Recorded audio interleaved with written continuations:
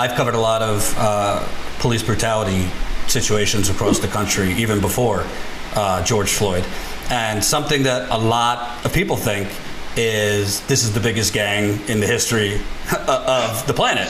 I don't mean disrespect, but what I mean by that is like... No disrespect at all. Just look at the Breonna Taylor murder. I mean, the police falsified the reports of what happened. I mean, that happens all of the time. And people just at a baseline level, I mean, you in most places you have police investigating themselves, which obviously is a conflict of interest. Then you also have, all right, if it goes to the district attorney or the attorney general, there's so much politics involved in that can you really trust certain district attorneys or certain attorney generals to investigate properly? So you're running for office. I mean, obviously it's one person can't fix that, but how does the public, with everything going on right now, we just saw the protests in Rochester now, after revelations of Daniel Prude's murder, how do you even begin to work trust, not just in police, but in actually holding police accountable if so much of the process has been corrupted, from the police reports to the investigations? Where do you start? Okay, so what I was saying before was a way to fix it, right? How it is right now, yeah, the system is effed up. It's broken. System is broken. It's been tainted. It's been corrupted. Yeah, the biggest gang, I would say the biggest mafia, because they're more organized. All right, just the way it's structured is like a mafia, right? And you have like the inner circle, where it's like the people up top that control everything. Then you have the outer circle, which is their outer ranks, which is like their capos and stuff like that, right? That will go out and give out the message, right? And then you have the soldiers on the bottom, right? Now, I'm not saying all cops are corrupted. It's maybe out of 35,000 cops, 45,000 cops, that's how many NYPD cops there are. Like out of that, maybe 5,000, 10, you know, like it's not that much statistic wise, right? But human nature, we see the bad, right? We don't really, the good stuff gets forgotten, right? Now here's the thing. The system is truly messed up. But do I really want to abolish the whole system? No, right? We need to reform it. We need to break it down and fix it, right? We need to redirect the budgets and stuff like that to where it goes better, right? Where it's best fit, to training, to education, you know, to other places where it's not misused, right?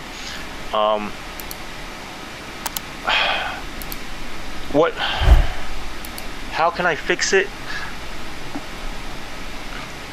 State legislative, if I make state assembly, what I plan to do is getting some kind of bill passed where the police is not policing itself. You definitely can't have the cops watching itself. That's one big thing I've been pushing since my lawsuit in 2015, right? 2016, 2000. Ever since then, I've been saying it. You can't have the cops watching themselves. It's a conflict of interest. You wouldn't have a gang police itself. So why would you have the NYPD police itself? It makes no sense. You wouldn't have any kind of entity try to police itself. Why would you have NYPD police itself? Also, why would you have the Inspector General be falling under the mayor?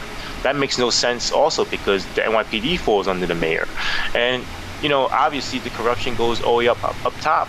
If the mayor knows about it, he's going to try to sweep it under the rug because it makes him look bad, his public image look bad, right? So, like de Blasio, he ran for president, right? So he definitely couldn't have some kind of big scandal come out, right? If he had some kind of big scandal come out, they would be like, look, you can't even, you know, keep your own backyard in check. How are you going to, you know, police the nation, or how are you going to help the nation, right? So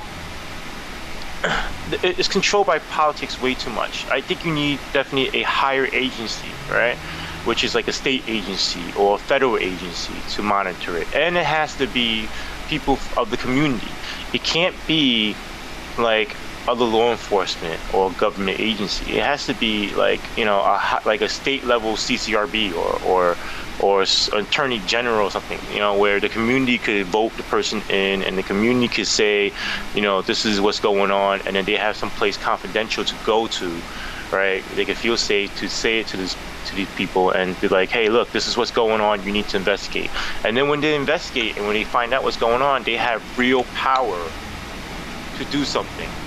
A lot of times, like the Inspector General, they have no power. The Department of Investigation has no power because they have to go through the mayor. The mayor will be like, nope, don't do anything, you know, or they're even trained by NYPD Internal Affairs, which makes no sense. So, you know what I mean? Like, it's all smoke and mirrors, the way they do it. It's just, oh, yeah, we have an agency, it's called Department of Investigation, but it's all smoke and mirrors. They don't do anything. They're all controlled by the same people, you know? And could you describe, you mentioned your lawsuit, so I should have started with that, but can you kind of talk about what led to you suing? I guess, what was your breaking point? All right, so in end of 2013, about October 2013, I got promoted to the rank of sergeant, all right? I took the test, I passed the test, my list number came up, and I got promoted to the rank of sergeant. I went to 109 Precinct, which is Flushing and Whitestone, which is also where I'm running for assembly. And what happened was, when I got there, it was great. I was working with my community. You know, this is where I hang out. This is where, you know, a lot of my friends are and stuff like that. And it was great to help the people that, you know, that look like you, right? Like, because I'm a minority, I'm a person of color, right? And in the NYPD, you see a lot of times people who don't understand us or understand any culture, they tend to dismiss them, right? Like the Chinese food guy that's getting delivering food that gets robbed and stuff like that. Cops will show up and be like, okay, don't go in the building next time, and then just drive away. They don't help, you know. And me and my partner, he's Burmese, right? And he's seen it too. Like we were pissed off about it. It's like, I can't believe that they shit on us so much, you know. And it's the same thing with the black and brown communities, where, you know, the way they approach them are totally different from the way they approach somebody from Williamsburg or from, you know, Manhattan or something like that, right? So it's like they'll go up to the person, they'll start interrogating them. What are you doing here? Why are you here? Stuff like that. And instead, you should have been like, hey, what's wrong? May I help you? How could I help you? You know. So the approach is all different. It's definitely, there's some kind of systematic racism going on inside the NYPD where, you know, they need to solve. But what happened was, when I came to 109 Precinct, I was put under condition sergeant after like a year, right? And, well, maybe it's like 6 months, because a new commanding officer came in. Great guy. The union brung him in because the morale was down. The way the precinct was ran was that all the lieutenants ran the precinct, and if you weren't part of their club or part of their clique, you couldn't do your job. You couldn't get a day off. You couldn't, you know, get the overtime that you want, or you couldn't go to the detail that you wanted to do. You were miserable. The morale was down, and they brung in this commanding officer, which is a captain, Conforti, and he was a great guy. Squared away, you know, straight guy. Listen, we're here to solve, you know, crime. We're here to fight the crime, and that's what it was about. It wasn't about, you know, what color you are or what race you are or what's your, you know. He's here to do his job. And so a lot of lieutenants left, and one lieutenant I worked for, I became the condition sergeant. He was my special ops lieutenant, and I was driving him one day, and he goes, "Hey Steve, we need to get rid of this guy." And I'm like, who are you talking about? He's like, the CO. And I'm like, why, what's up? You know, why don't you just make a phone call? Because that's how it works. If you know somebody, you call somebody and they'll rearrange people, right? And he goes, no, that won't work because he's well liked up top too. And I'm like, okay, so what are you thinking? And he's like, we need to get a girl from one of these karaoke's and say that he raped her. And I'm like, whoa, that's like far past the line, right? So like, I don't know you, but if somebody's trying to put fake rape charges on you, I'm gonna be like, hey, yo, man to man, listen, Jordan, somebody's trying to put fake charges on you, right? Just be careful and walk away, right? Even though I don't know you, it's wrong. It's morally wrong. So a week, I thought he was just venting. Maybe he was angry. He was just like saying, like bullshitting, whatever. You know, sometimes people say that when they're bad, right? So a week later, throughout the week, he kept on bringing it up. Hey, Steve, did you find a girl yet? Hey, Steve, did you find a girl yet? And I'm like, oh shit, this guy is fucking serious, right?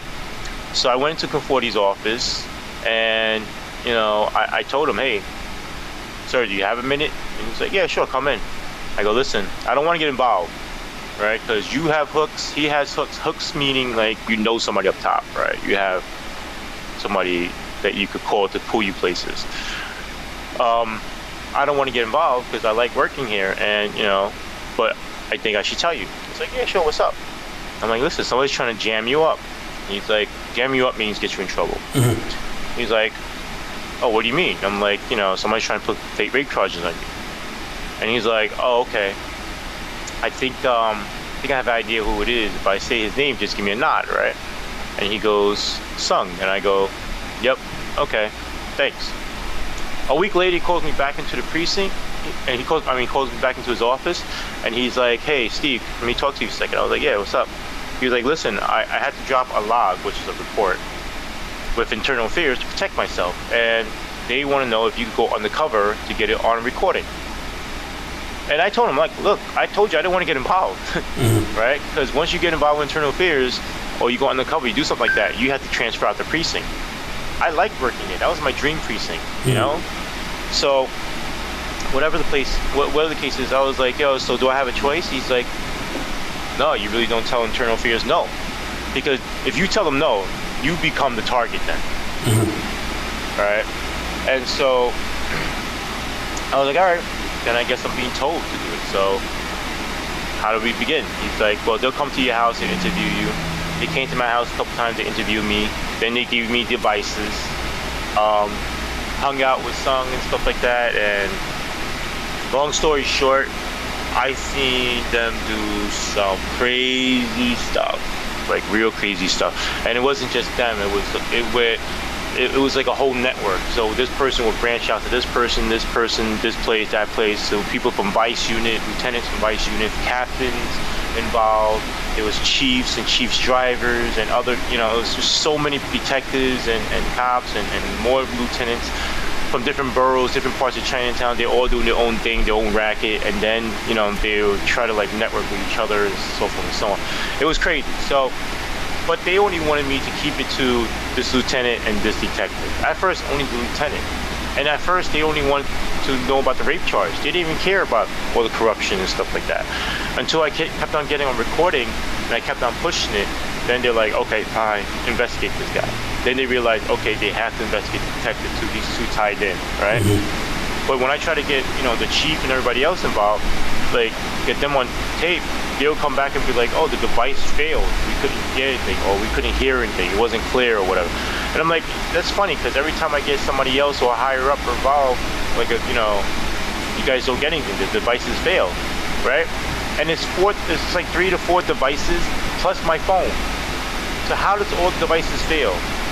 So whatever the case is, long story short, we end up arresting the lieutenant and the detective. They weren't doing petty stuff. This is not like going in and getting free dinners or anything like that. This is that plus you're getting paid off by places. $2,000 a month. Then when you do special favors for them, like shut down the competition or whatever and stuff like that. Let's say you're a drug dealer, I shut down your drug dealer, your competition, you'll give me 10 grand cash, right? Or girls will come and rape, sex workers come and rape from these places, and the detective will squash the report, get rid of it. Like they were protecting rapists, drug dealers, human traffickers. It was just scamming houses. It was just so many stuff. They got their hands involved in so many stuff. Like it was really destroying the community, really poisoning the community. And you could understand why the community didn't trust the police, because some of the people in the community knew this, but the police never, investigated. They always ignored it, right? They always think, oh, they just hate cops. No, it's true. The cops are corrupt. Like, some of them are corrupt, and it is going on. You have to admit, 35,000 cops. If you think that none of them are corrupt, you're wrong. That's impossible, So, whatever the case is, We ended up arresting the lieutenant and the detective. I kept on pushing. Look, that's not going to solve the problem. You need to get rid of the head. You need to, investigate and go after these chiefs and captains and lieutenants and see how much further it goes. And it's like, no, we're not. Okay, fine. I kept on pushing, They started retaliating against me. They're trying to give me bad evaluations. They try to give me command disciplines. They gave me command disciplines. They put me on desk duty now, and they're constantly watching me. There's cameras everywhere at the police academy. The person that's in charge of internal affairs goes there and teach and uses the pool, and everybody there is his people. So I'm constantly being watched and harassed. So as soon as I sneeze the wrong way or do the wrong thing, they're gonna come like, hey, this is what's going on. You can't do that, and we're gonna discipline you for that. And we're to the point where either I want to quit, or to the point where they could build up enough to fire me, right? So that's what I'm constantly going through now, and that's what made me realize, oh, you know what, I need a lawyer, right? So when they started coming after me, my union rep was telling me, hey, listen, Steve, you need to get a lawyer, protect yourself. They're gunning for you. Because he's seen this happen so many times to other people, right? Because he worked in internal affairs also at the time, and he listened to all my recording because he's the technical guy, and he's the one that ripped the recordings out of devices, and he heard them before the other people erased them, So he's like, no, you did an outstanding job. I don't know why they're not going after these people, but you did an outstanding job, and it's really bad that they're shitting on you now, and they're trying to, discredit you. And so he told me to get a lawyer, and I went to get a lawyer, and then there goes my lawsuit. And that's when they start backing off a little bit. No, I mean, they weren't saying that I was doing the wrong thing. They're trying to say that I'm a fuck up, all right? Like after I've done the right thing, they try to say, oh, this guy's lazy, this guy doesn't do anything, stuff like that. No, it's not that. It's just I want to see the right thing done. I want to see you go after all the corrupt, officials, like people that are just like the stuff they go after is petty. Hope you enjoyed that last video. Hop on over to statuscoup.com where you can sign up for our email list and become a member for as low as $5 to $10 a month. Membership is how we grow. That's statuscoup.com/join. And remember, join our email list so we can grow the revolution with you.